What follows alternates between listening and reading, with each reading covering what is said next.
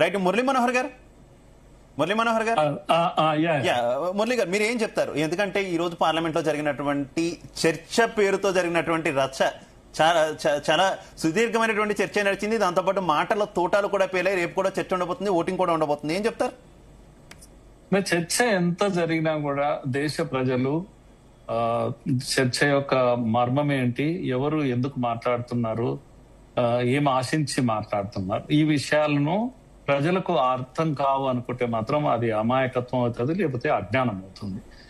కనుక ఇప్పుడు నిజంగా కూడా ఎగ్జాస్ట్ అయ్యారు ప్రజలందరూ కూడా, ముఖ్యంగా మహిళలు ఈ దేశంలో. ఇంకెంత కాలం అని ఈ వంక ఆ వంక ఈ వంక, ఎన్ని వంకలతో ఇంకెంత కాలం.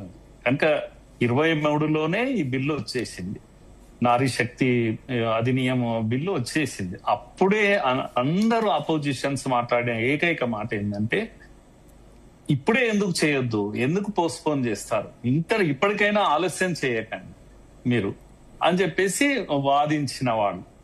ఇప్పుడు ఏంటంటే వాయిదా అయ్యండి, కొద్దిగా ఆగితే ఏమవుతుంది, ఇలాంటి కొన్ని మాటలు వినపడుతున్నాయి. నేనేమంటున్నానంటే స్పీడప్ చేస్తే ఏమైతుంది, ఇప్పటికే ఇంత కాలం అయింది కదా, స్వాతంత్రం వచ్చి ఇన్నేళ్ళు అయింది. ఒక విషయం గుర్తుండాలండి, ప్రపంచం అంతా కూడా ఒక్క మహిళకు ఓటు ఇవ్వడానికి 100 ఏళ్లు పోరాటం చేశారు మహిళలు, ప్రపంచం అంతా కూడా. కానీ ఇదొక్క దేశమే డే 1 రోజే ఎప్పుడైతే డెమోక్రసీని నమ్మామో, ఓటింగ్ ప్యాటర్న్కి వెళ్ళిపోయామో, డే 1 రోజే రాజ్యాంగంలో సమాన హక్కు, ఓటు హక్కుని ఇచ్చాం. మహిళలు మనతో పాటు ఓటు హక్కులో పాల్గొన్నారు. ఇది ఎంత గొప్ప విషయమో. మహిళ పార్టిసిపేషన్ విషయంలో 40-50 ఏళ్లుగా పోస్ట్పోన్ చేస్తూ రావడము అంతే అన్యాయం. ఆ విషయంలో అంత గొప్పగా వ్యవహరించామని మీకు దయచేసి నేను గుర్తు పెడుతున్నాను. ఈ చర్చకు కొద్దిగా పక్కకు వచ్చి నేను మాట్లాడుతున్నాను. నేను ఇప్పుడు షికాగోలో వివేకానందుడు ఉపన్యాసం తర్వాత మనం మహిళలు వెనుకబడ్డారు అనే విషయం వాళ్ళకి తెలుసు. ఒక రిపోర్టర్ అడిగిన దానికి ఆయన ఏం చెప్తాడంటే, మహిళా అభివృద్ధి కోసం మీరు ఏం చేస్తారంటే, మేము ఏమీ చెయ్యం, మహిళలే మా అభివృద్ధిని చూస్తారు మా ఇళ్లలో, మా దగ్గర అమ్మనే మమ్మల్ని పెంచి పోషిస్తుంది. కాకపోతే మా దేశంలో ఒకటే అవసరం ఉంది, వాళ్ళను నిర్ణయ ప్రక్రియలోకి తేవాల్సిన అవసరం ఉంది. తెస్తే వాళ్ళే ఇల్లే కాదు దేశాన్నే అభివృద్ధి చేస్తారు. ఇది వారు ఆ రోజు అన్న మాట. ఏది 1893లో అన్నటువంటి మాట. అది ఈ రోజు కూడా ఈ పార్లమెంట్ లో అది జరగడం లేదు. నిర్ణయ ప్రక్రియలోకి మహిళ వస్తే చాలా మార్పులు వస్తాయి, ఊహించని మార్పులు వస్తాయి. ఈ 21st సెంచరీలో ఉండి కూడా ఇంత రిగ్రెసివ్ గా ఆలోచించడం. గతంలో జరిగిన అన్ని చర్చలు ఉన్నాయి, ఇంకా బాబుడు హెయిర్ ఉమెన్ వస్తారు, లేకపోతే స్లీవ్లెస్, ఎన్ని జరిగాయో, ఎన్ని వంకలో ఇంకా. కనుక ఇప్పుడు కూడా ఇంకా ఇదే చర్చ. ఇంకొకటి ఏంటంటే, ఈ ప్రవాహంలో మనం డెమోక్రసీలో కొన్ని లెసన్స్ నేర్చుకున్నాం. పర్వాలేదు, కొన్ని మంచి పనులు కూడా చేశాం. పంచాయతీ రాజులో, లేకపోతే వీటిలో మున్సిపల్ బాడీస్ లో ఉమెన్ కు రిజర్వేషన్ ఇచ్చాము, నేర్చుకున్నది ఉమెన్ చాలా విషయాలు. కనుక లీడర్షిప్ చేసే స్థితిలో ఉమెన్ ఉంది, రానివ్వాలి, లోపలికి రానివ్వాలి, అవకాశం ఇవ్వాలి.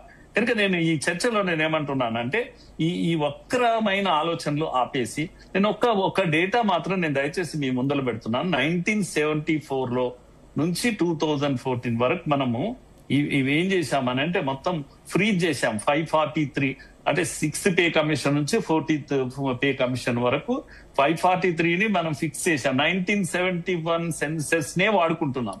1971 తర్వాత 81, 91, 2001, 2011. ఇప్పుడు ఇంకా సెన్సెస్ ఎందుకు చేస్తలేరు ఇవన్నీ అంటున్నారు, కానీ సెన్సెస్ చేసినా కూడా వీటిని వాడుకోలేదు. నేను చెప్పేది అది. సెన్సెస్ చేశాము, ప్రకటించాము, జనాభా లెక్కలు అన్ని చెప్పినాం, కానీ ఎక్కడ కూడా వాడుకోలేదు. ఈవెన్ డెవల్యూషన్ ఆఫ్ ఫండ్స్ చేసినప్పుడు కూడా 2000 లెక్కలు చేద్దామని అంటే చేయలేదు. 1971 జనాభా లెక్కల ప్రకారమే డెవల్యూషన్ ఆఫ్ ఫండ్స్ చేశాం. అందుకే ఎంతకాలం కొనసాగిస్తాం ఈ విధంగా? 2011 జనాభా లెక్కలు ఉన్నాయి కదా, ఇప్పుడు కూడా జనాభా లెక్కలు కూడా అనడం లేదు.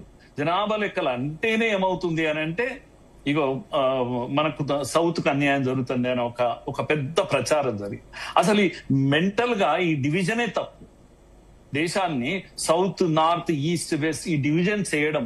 సౌత్, నార్త్ ఈక్వల్ గా ఉన్నాయండి, సైజ్ ఆఫ్ ది స్టేట్స్ కూడా ఈక్వల్ గా ఉన్నాయి. పోనీ అట్లనన్నా ఏదో పార్టీలు ఈ రోజు ఉంటాయి, ఇంకో పార్టీ వస్తుంది శాశ్వతం. ఏమన్నా బీజేపీ నార్త్ లో ఉంటుంది గ్యారంటీగా అనేది ఒకప్పుడు ఎప్పుడు లేదుగా. ఉత్తరప్రదేశ్ ముఖం ఎప్పుడు చూసింది బీజేపీ? బీహార్ ఫస్ట్ టైం ఒక సీఎం అయ్యాడు అక్కడ. ఒరిస్సాలో ఫస్ట్ టైం అయ్యారు వీళ్ళు. నార్త్ లో మొత్తం ఏదో బీజేపీ నడిపిస్తుంది అని ఎక్కడుంది బీజేపీ? ఇప్పుడిప్పుడు ఏదో వచ్చింది, అదేమో శాశ్వతమా? సౌత్ పోని ఇప్పుడున్న పార్టీలకే శాశ్వతమా? ఇవన్నీ పిచ్చి ఆలోచనలు అసలు. ఓకే. ఈ డివిజనే తప్పు అని నేను అంటున్నాను. ఇది ఖచ్చితంగా very ఖచ్చితంగా divisive రాజకీయ పార్టీలు thinking. ఉంటాయి, వెళ్తాయి, నాయకులు వస్తారు వెళ్తారు. దేశం ముఖ్యం, దేశమే ప్రథమం. దేశం. Right Yes. రైట్. దేవిప్రసాద్ గారు